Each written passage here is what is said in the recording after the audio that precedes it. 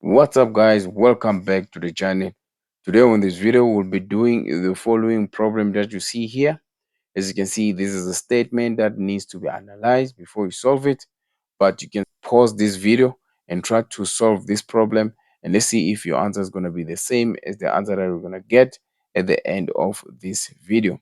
Now, before we start solving this problem, I'd just like to say thank you very much, guys, for watching, subscribing to the channel, commenting, and not forgetting those who like and share the videos. If you haven't subscribed to the channel, subscribe to the channel, because we've made lots and lot of videos and also previous question papers as well. All right, so let's look at this problem here, guys, and let's see if we can able to solve it.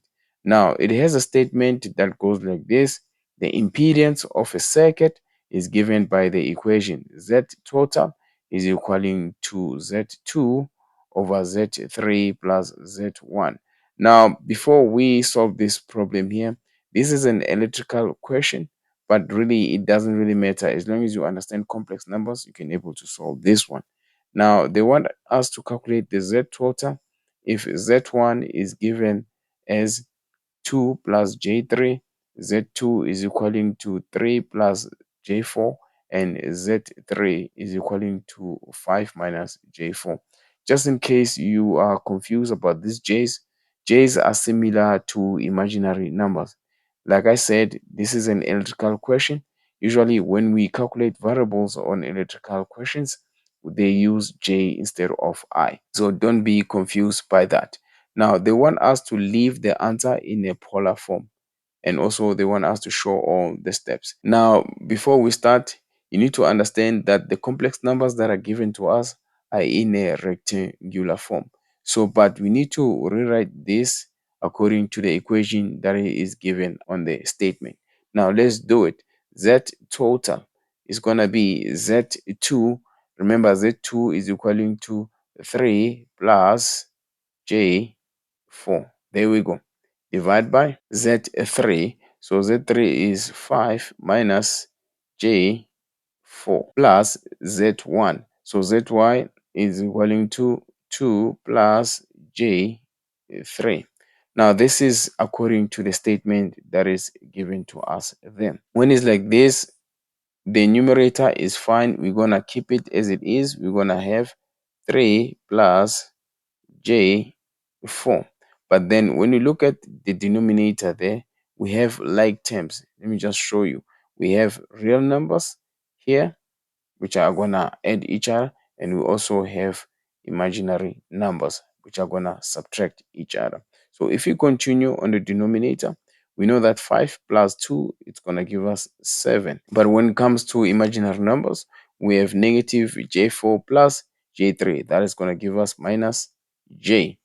All right, so when it's like this, guys, you need to understand that now this is two complex numbers that are dividing each other in a rectangular form. You need to multiply by the conjugate for both the numerator and the denominator. So the conjugate basically has the same numbers as the denominator, but the difference here is that the sign in the middle tends to be different. In this case, we're going to have 7 plus J divided by 7 plus J. So it's going to be the same numbers, but now different signs. Now it's time for us to do the fall on the numerator. If we do the fall on the numerator, we're going to say 3 multiplied by 7. This is going to give us 21. We say 3 multiplied by J. This is going to give us plus J3. And then we say J4 multiplied by 7 is going to give us plus J28. And then we say J4 multiplied by J is going to give us plus J squared 4. There we go. And then we divide them.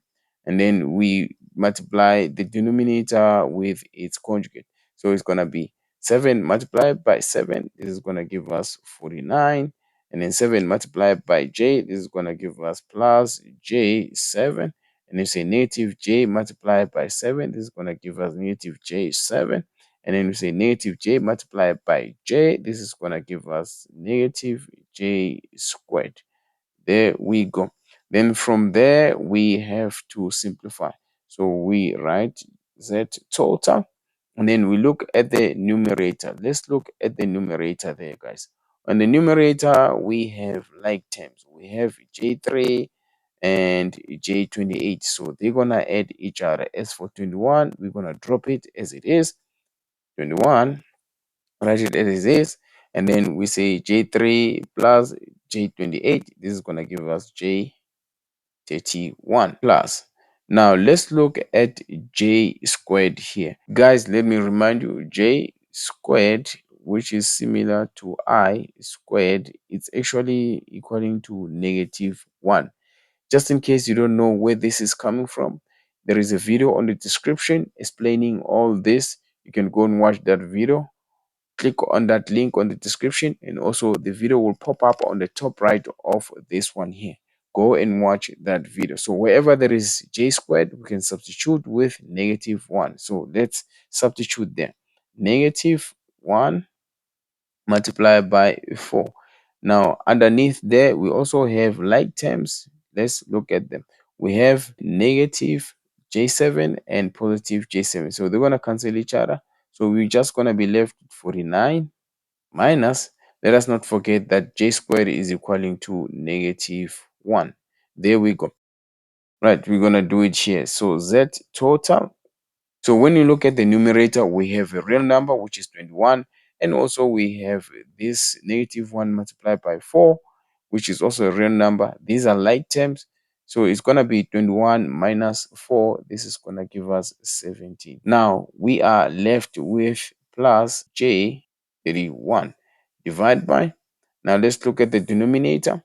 We have 49 minus 1. And this is going to give us 50. There we go. Now we can continue and say Z total is equaling to 17 divided by 50 plus J31 divided by 50. Now, if we put this into decimal, or if we write it as a decimal, it's going to be 0.34 plus J 0.62. There we go. Now, this here, guys, is the total impedance in a rectangular form. But do not forget that this is the same as the real number is represented by X, while the imaginary number is represented by Y.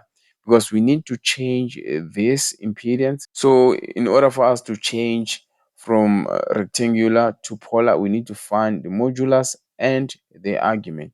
Just in case you don't know how to do that, I'll leave a video on the description on how to find the modulus and the argument. But then let's continue. So how to find the argument? You're going to use the Pythagoras theorem. So Pythagoras theorem is r squared is equaling to x squared plus y squared. So let's make r subject to the formula. So if you make r subject to the formula, we're going to have plus y squared, all of them under the square root. Then it's time for us to substitute, right? So let's substitute x and y. Now our x is going to be 0.34 squared plus our y is going to be 0.62 squared. There we go. So our modulus, if you put that on a calculator, is going to be √2 over 2 or 1 over √2 or 0.707. So it's up to you how you want to write it, guys. Then from there, it's time for us to find the argument. In order for us to find the argument, we need to use tan theta, which is equaling to y over x.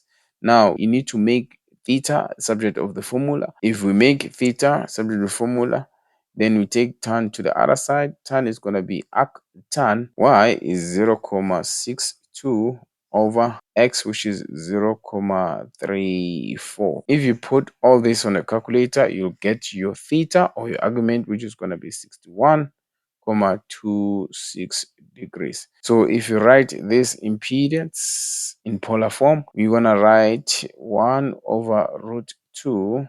Don't forget this is modulus, angle or polar, 61,26, or Z total, you can also write it as 0,707 polar 61,26 degrees. So guys, this is how you convert from rectangular to polar.